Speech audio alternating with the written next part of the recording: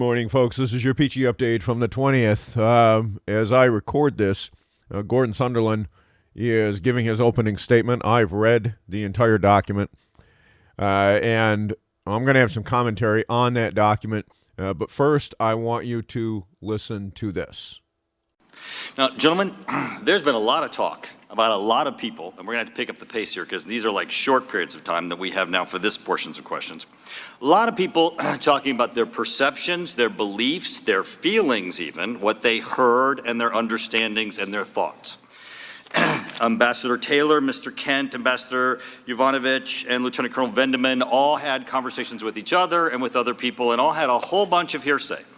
But I can assure you this boils down to just one thing. This is an impeachment inquiry concerning the President of the United States. So the only thing that matters, besides all these people talking to each other and all their feelings and all of their thoughts and understandings, it really only comes down to what did the President of the United States intend, and what did he say, and what did the Ukrainians understand or hear?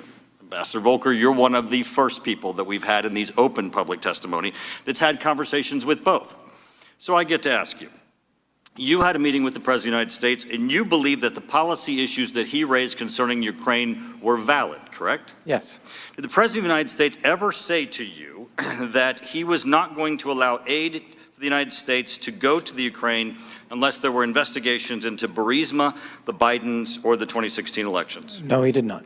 Did the Ukrainians ever tell you that they understood that they would not get a meeting with the President of the United States, a phone call with the President of the United States, military aid, or foreign aid from the United States unless they undertook investigations of Burisma, the Bidens, or the 2016 elections? No, they did not. You know, pretty much, Ambassador Volker, you just took apart their entire case. Okay, so now that is consistent with the rest of what we've heard thus far, in that the Democrats, as any good prosecutor does, present their best case with both themselves and their attorney, and then the Republicans, as is the case for any good defense counsel, get up there and start asking direct questions. You'll notice, if you listen to the various pieces that are put out by various people, that they only match the one side. The other problem that you have is that, as I noted the other day, both CNN and AP made absolutely no mention of this piece of questioning. Absolutely none. In fact, both CNN and AP presented only the prosecution side of the case. This is rank journalistic malfeasance, and what's even worse is that, given the political climate in this country right now, I think I can argue that they are attempting to stoke and foment a civil war. I am wondering how long those organizations and all of their employees are going to stand if what they're trying to cause actually happens. There's a certain set of self-preservation that you would think would kick in somewhere around here, but apparently, even though we're seeing some cracks among some pretty hardcore leftists saying, hey, we better figure out how to all get along, because on the road we're on, there's going to be people killing each other, and a lot of them. Not just a lone nut or two, but the kind of mass unrest that was threatened in the 1920s prior to people kind of coming to a sense of peace, which incidentally had a lot to do with income inequality. And I've got something in the queue on that. You'll want to read it when it comes out. I don't know that it's really suitable for a podcast because it takes too long. And it's too detailed. But the Sonderland opening statement says, yes, there was a quid pro quo, but what it doesn't go to is when there was a quid pro quo.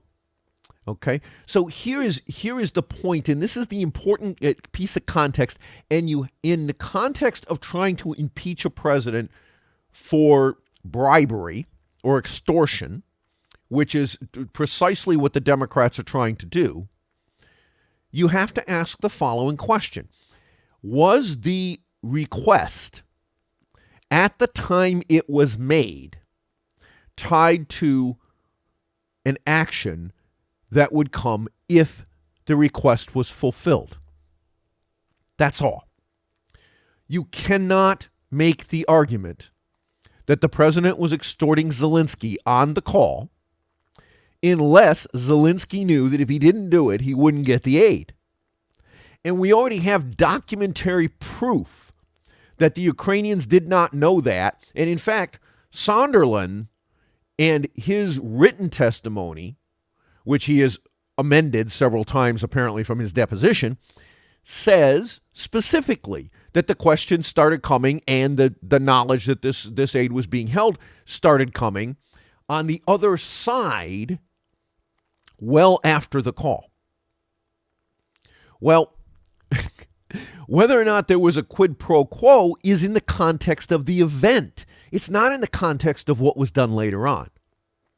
It is not open to question that President Trump wanted the Ukrainians to investigate all of the corruption that was going on over there, including the Burisma connections, including whether or not there was a link between the 2016 election interference and Ukrainian interests, and that all of this is not only appropriate, it's part of a treaty between the two countries. Right? There's absolutely nothing wrong with it. We're not talking about, and look, and everyone says, but Biden, but he was aiming at Biden. Well, Biden was the one who put himself in that position by getting involved in all of this prior to the 2016 election, and his son working for Burisma, which we now know because it was part of the briefing package for Yovanovitch and her hearing, okay, before the Senate, before she was confirmed. She was briefed on this conflict of interest. So the Obama White House was fully aware that there was a problem here. And they were fully aware that this was something that was likely to come up during the confirmation hearings, and therefore she was essentially war roomed on that as part of her preparation. Now, there's nothing wrong with doing preparation before you go into a hearing like that. Anybody that has any sort of common sense and doesn't do this kind of thing on a regular basis, it does not just go shoot from the hip. I do television interviews all the time where I don't spend any time wargaming anything with anyone.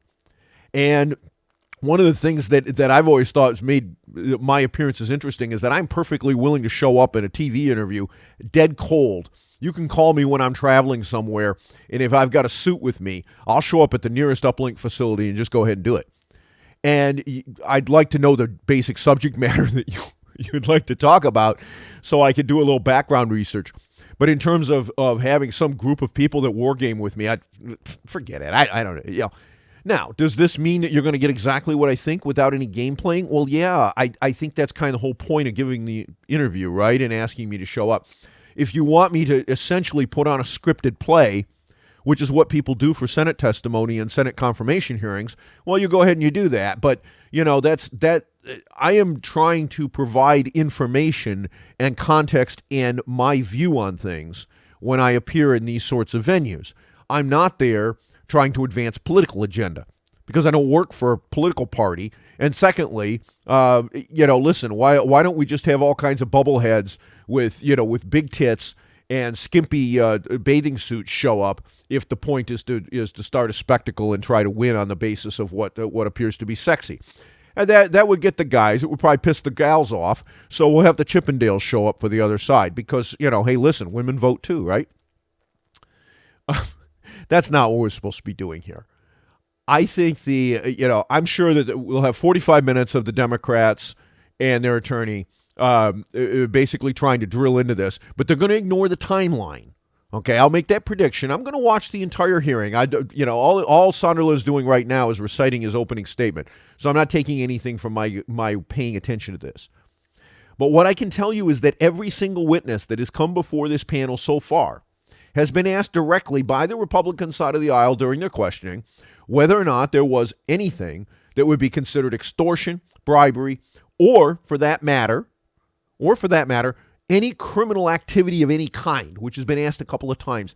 And every single witness thus far has said no. Well, if you have a policy difference with the President of the United States, the way you resolve policy differences is at the voting booth. You don't resolve them by removing somebody. That's the kind of policy difference resolution that you see in places like Russia and China. And over there, you're lucky if they don't just take you out behind a building and shoot you as soon as they've removed you from office. That does happen in countries like that. And we're headed towards that kind of situation here in the United States today. There were many things that Barack Obama did during his time in office when it comes to foreign policy that I vehemently disagreed with. If you've been reading my column for any length of time, you know about a lot of them. But at no time could I make a cogent case that any of them were impeachable. Some of the things that were done, particularly in the Middle East, particularly with the Muslim Brotherhood, these things were outrageous. And yet, there is no question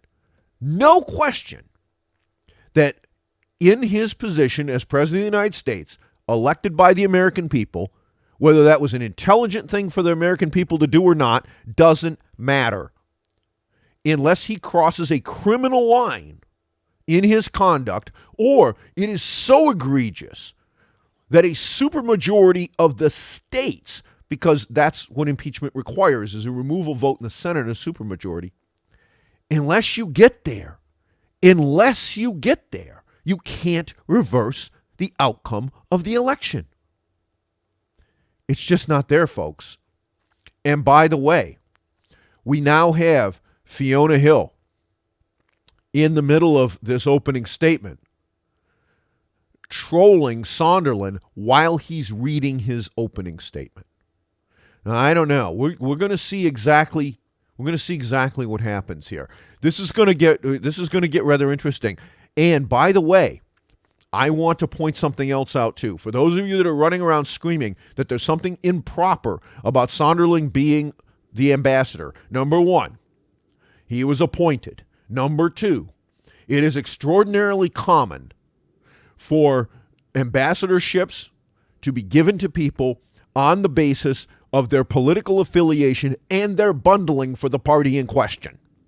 Anyone that thinks that that's not true needs to go back and take a look at the Obama presidency. He fired all of the ambassadors that he could get rid of and that came in under George Bush.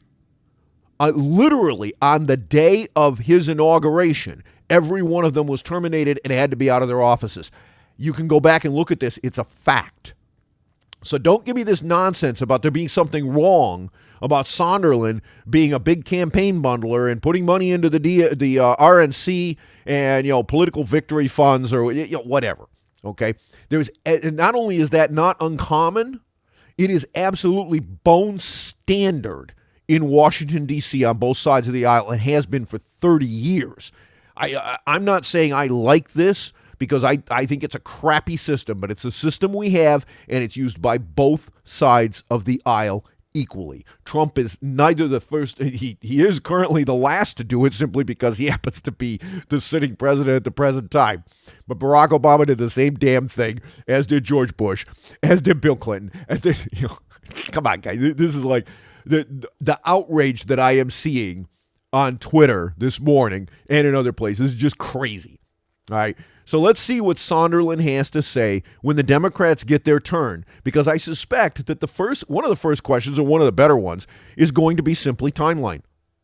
How is it that if neither Zelensky nor anyone else in the Ukraine at the time of the phone call between the president and Zelensky knew about the security assistance, and both of them, they've all said there was no linkage that we were aware of at the time of the call. And they've said this in public. It's been said not only on a public basis, this has been said repeatedly.